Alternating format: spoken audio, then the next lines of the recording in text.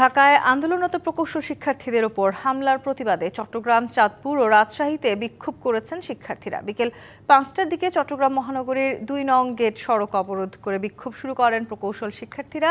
দাবি আদায়ের পাশাপাশি হামলায় জড়িত পুলিশ সদস্যদের বিচারের দাবি জানান তারা।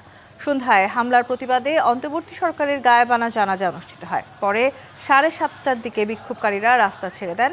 এর আগে বিকেলে রাজশাহীতে সড়ক অবরোধ করেন রাজশাহী প্রকৌশল ও প্রযুক্তি বিশ্ববিদ্যালয়ের শিক্ষার্থীরা। প্রথমে বিশ্ববিদ্যালয়ের সামনে ঢাকা রাজশাহী মহাসড়ক অবরোধ করা হয়। পরে নগরীর তালাইমারি মোড়েও অবরোধ করে অবস্থান নেয় শিক্ষার্থীরা। সন্ধ্যা 6:30টার পর রাস্তা ছেড়ে দেন তারা। এছাড়া প্রকৌশল শিক্ষার্থীদের ওপর হামলার প্রতিবাদে মানববন্ধন করেছে চাঁদপুর বিজ্ঞান ও প্রযুক্তি বিশ্ববিদ্যালয়ের শিক্ষার্থীরা।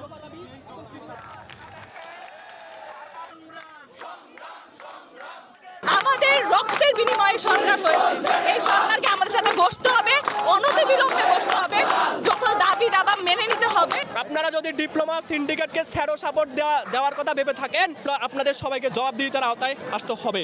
যখন হাসনাত ভাইরা আন্দোলনের নামে তাদেরকে জামাই আদর করা হয়, কিন্তু দেখা যাচ্ছে যখন প্রকৌশলীরা তাদের ন্যায্য অধিকার নামতে গিয়েছে তখন পুলিশি বাহিনী, লাঠিয়াল বাহিনী দিয়ে এই ইন্টারিম সরকার তাদেরকে হামলা করেছে।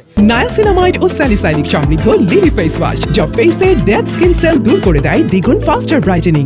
ইন্টারিমের অকাল মৃত্যুতে আমরা জানাজা পড়েছি এবং যখন আজকে আমার ভাইয়ের রক্ত ঝরেছে, এখন এই দাবিটা কখনোই 3 দফার উপর দাঁড়িয়ে থাকতে পারে না। আমরা এই কমিটিকে প্রত্যাখ্যান করতেছি এবং আমাদের চাওয়া খুবই স্পষ্ট যে এই আন্দোলনের স্টেক হোল্ডারদেরকে সাথে নিয়ে নতুন কমিটি করে আমাদের 3 দফা দাবি দ্রুততম সময়ের মধ্যে বাস্তবায়ন করতে হবে।